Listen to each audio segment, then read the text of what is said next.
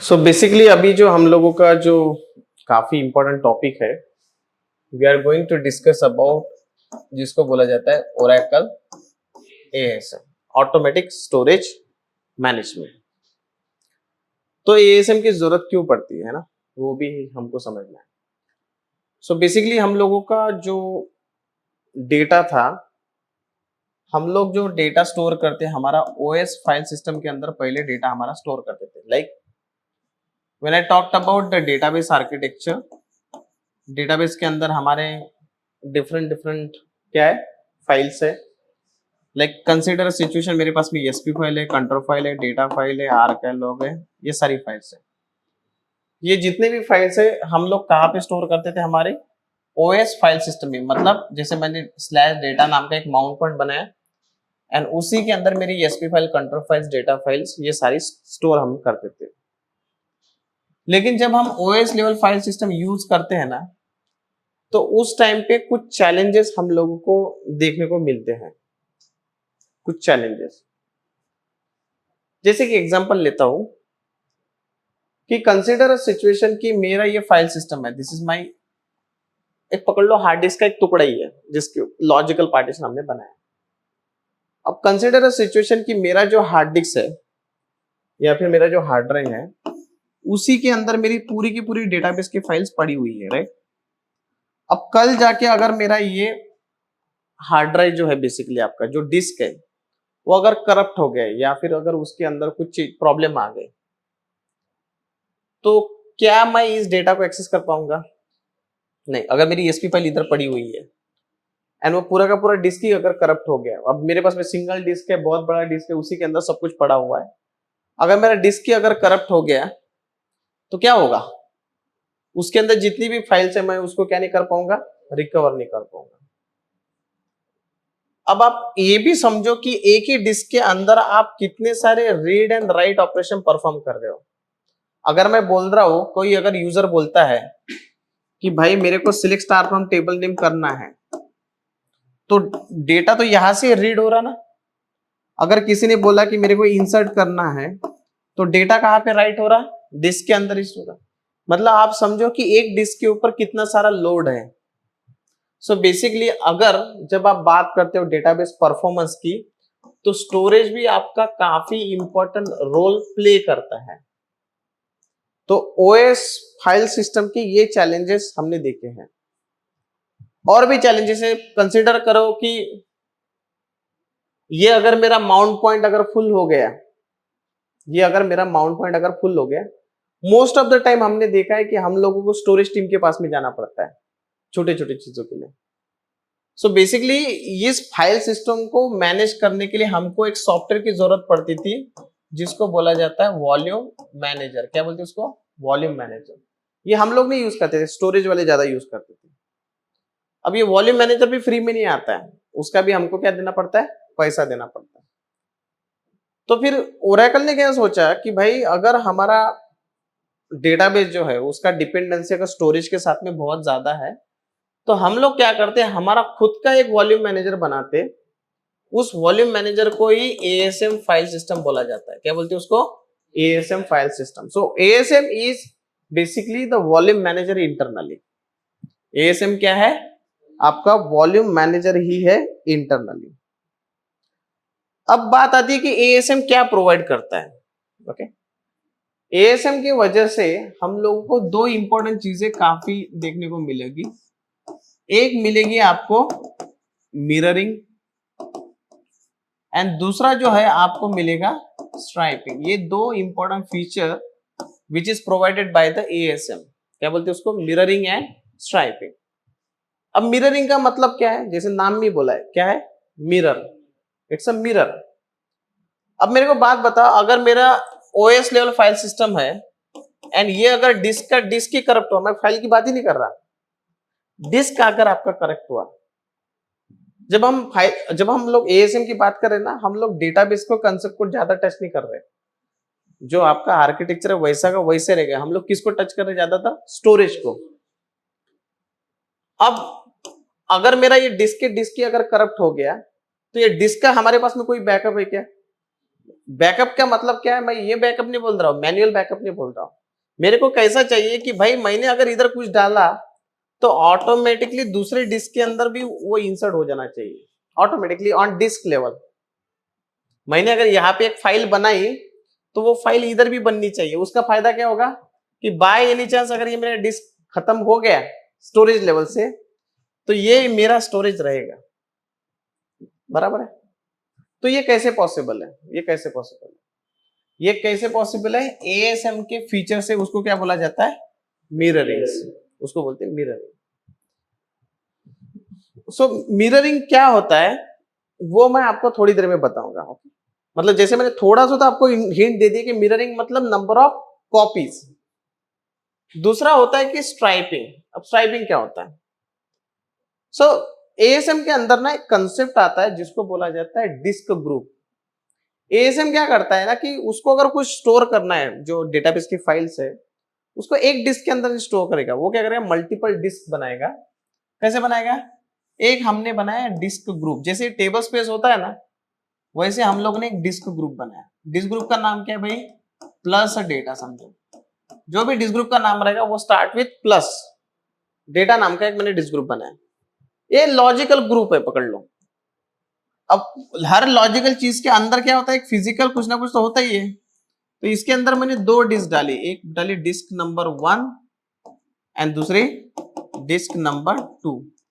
हर disc का size समझ लो मैंने 100 जीबी दिया, ये 100 जीबी और ये भी 100 जीबी। तो टोटल डिस्क ग्रुप का साइज कितना हुआ फिर अभी? 200 जीबी।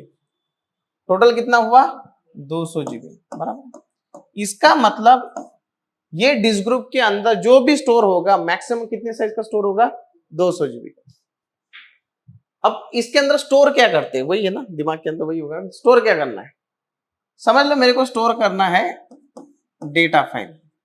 क्या स्टोर करना है? Data file. तो डेटा फाइल का लोकेशन कैसा होगा? पहले पहले कैसा था, पहले मैं बताता हूँ।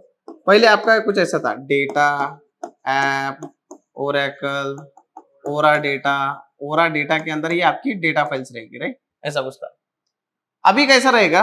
प्लस डेटा, मतलब डिस्क ग्रुप के अंदर एक फोल्डर रहेगा मेरा डेटाबेस का नाम प्राइम, फिर उसके बाद में रहेगा डेटा फाइल नाम का एक folder, and data file folder के अंदर ये आपकी रहेगी डेटा फाइल्स। अब मेरी डेटा फाइल किसके अंदर है? डेटा डिस्क ग्रुप के अंदर, बराबर है। डिस्क 1 में रहेगा, डिस्क 2 में रहेगा, वो मेरे को पता नहीं है, लेकिन किसके अंदर रहेगा? डिस्क ग्रुप के अंदर। डिस्क ग्रुप की साइज कितनी है? 200 जीबी। डेटा फाइल की मैक्सिमम साइज कितनी होती है? 32 जीबी। मतलब ऐसा कर करके 32 इन प्लस 32 प्लस 32 प्लस 32, ये कितने बार जाएगा जब तक आपका 200 जीबी आपका फुल नहीं हो जाता। मतलब एक सिचुएशन ऐसी आ जाएगी कि आप बोलोगे मेरा डिस्क ग्रुप क्या हो गया? फुल हो गया, बराबर। हम लोग क्या करेंगे, जैसे ही मेरा डिस्क ग्रुप फुल हो गया हम लोग क्या करेंगे, यहाँ पे एक और डिस्क ऐड कर देंगे जिसका नाम क्या है? Disk number 3। तो मैंने तीसरे नंबर का डिस्क यहाँ पे ऐड कर दिया, बराबर है। अब तीसरा भी डिस्क अगर मेरा 100 जीबी का है तो डिस्क ग्रुप का साइज कितना हो फिर मेरा? 300 जीबी, बराबर है ना। 100 जीबी 100 जीबी 100 जीबी, टोटल कितना हुआ? 300 जीबी। अब मैं फिर से डेटा फाइल उसके अंदर ऐड कर सकता हूँ, बराबर। तो ये एज अ डीबी आपको रिस्पॉन्सिबिलिटी क्या समझ में आई? मेरे को क्या बनाना है? सबसे पहले डिस्क ग्रुप। डिस्क ग्रुप के अंदर क्या रहेंगी? डिस्क। जैसे मेरा डिस्क ग्रुप फुल हुआ तो हमको नया डिस्क ग्रुप, नया क्या ऐड करना है? डिस्क है। लेकिन ये नॉर्मल डिस्क नहीं है, ये कौन सी डिस्क है? एएसएम डिस्क है। कौन सी डिस्क है? ASM disk. ये है आपकी एएसएम डिस्क। अब समझते कि इसके अंदर जो मैंने दो फीचर बोले थे, एक कौन सा बोला था? एएसएम की प्रोवाइड करता है, एक है मिररिंग, दूसरा है स्ट्राइपिंग। स्ट्राइपिंग क्या बोलते हैं? स्ट्राइपिंग कैसा होता है? स्ट्राइपिंग का मतलब क्या है कि जो भी डेटा स्टोर करोगे एक डिस्क के अंदर मत स्टोर करो। उसका फायदा क्या है? अब उसका एक फायदा क्या है, एक परफॉर्मेंस के हिसाब से सोचो कि अगर एक ही डिस्क से आपका रीड हो रहा है, एक ही डिस्क से राइट हो रहा, तो क्या होगा? परफॉर्मेंस लो हो जाएगा। अब ये क्या करता है, अगर मैंने 100 जीबी का डेटा इंसर्ट किया और वो जाएगा डेटा डिस्क ग्रुप के अंदर, क्योंकि मेरी डेटा फाइल किसके अंदर है? कौन से डिस्क ग्रुप के अंदर? Data disk group. तो ये 100 जीबी का डेटा है वो एक ही डिस्क के अंदर नहीं जाएगा, वो डिवाइड हो जाएगा कितने डिस्क के अंदर, 3 डिस्क के अंदर। मतलब कंसीडर करो कि इसके अंदर 33 जीबी, इसके अंदर 33 जीबी, इसके अंदर 34 जीबी के आसपास में। सो बेसिकली क्या है कि आपका जो डेटा है वो क्या हो जाएगा, इसको बोलते हैं रीबैलेंस। क्या हो जाएगा, रीबैलेंस। इसका फायदा क्या है कि जब भी मैं सिलेक्ट ट्रांसफॉर्म ईएमपी करूंगा तो एक डिस्क के अंदर डेटा गया क्या, 3 डिस्क के अंदर। अब अगर मैं सिलेक्ट भी करूंगा तो कितनी डिस्क से डेटा आएगा, 3 डिस्क से। मेरे को डिस्क का नाम नहीं बताना पड़ता, वो ऑटोमेटिकली मैनेज हो जाता है। मैंने सिलेक्ट ट्रांसफॉर्म ईएमपी बोलेगा, बराबर से वो क्या करेगा, डेटा डिस्क ग्रुप से उठा के लेकर आएगा। कितने डिस्क से, 3। अब इससे क्या होगा, जो आईओ परफॉर्मेंस है इनपुट आउटपुट वाला, वो क्या हो जाएगा, अब पहले एक ही बंदा था, अब कितने बंदे आ गए, 3 बंदे आ गए, बराबर। ये है आपका स्ट्राइपिंग। स्ट्राइपिंग का मतलब क्या है कि whenever you are inserting something your data should be stripe among multiple disk, that is called striping. अगर समझ लो कल जाके अगर मैंने एक और यहाँ पे डिस्क भी ऐड कर दी ना, अब वो खाली डब्बा है ना पहले जब आया है, तो वो ऑटोमेटिकली क्या कर देगा, इधर से रीबैलेंसिंग स्टार्ट कर देगा ऑटोमेटिकली। वो क्या करेगा, इधर से डेटा किधर शिफ्ट कर देगा, कब तक, जब तक सबका डेटा सेम ना हो जाए, इक्वल ना हो जाए। स्ट्राइपिंग भी वही, स्ट्राइपिंग ये हुआ। मिररिंग क्या करता है, मिररिंग का मतलब नंबर ऑफ कॉपीज। अब नंबर ऑफ कॉपीज में भी अलग अलग डिफरेंट आपके है। मैं एकदम सिंपल सा एक एग्जांपल बोलता हूं। अब समझ लो मेरे पास में एक डेटा डिस्क ग्रुप ना, एक डिस्क ग्रुप है जिसका नाम है डेटा। डिस्क ग्रुप के अंदर क्या होता है, डिस्क होती है। समझ लो मैं अगर कोई यहाँ पे डेटा डाल रहा हूं डेटा डिस्क ग्रुप के अंदर, और अगर मुझे मिररिंग यूज करना है तो उसके अंदर मिररिंग के अलग अलग टाइप आते हैं। एक होता है आपका एक्सटर्नल मिररिंग, एक्सटर्नल मतलब मिररिंग नहीं चाहिए भाई। एक होता है आपका नॉर्मल, एंड तीसरा होता है आपका हाई। अब नॉर्मल रिडंडेंसी बोलते हैं इसको। नॉर्मल का मतलब 2 कॉपी। वो क्या करेगा, एक और डिस्क ग्रुप बनाएगा, उसको बोलते हैं फेलोवर डिस्क ग्रुप। कौन सा, फेलोवर डिस्क ग्रुप। जैसे डेटा आपने इधर इंसर्ट किया, वो ऑटोमेटिकली डेटा किधर इंसर्ट कर देगा, फेलोवर डिस्क ग्रुप में ऐड कर देगा। जैसे डेटा आपने इधर ऐड किया तो ऑटोमेटिकली क्या कर देगा, इधर ऐड कर देगा। नॉर्मल में 2 कॉपी बनती है, और अगर आपको हाई यूज करना है तो कितनी बनेगी, 3। कितनी बनेगी, 3 बनेगी।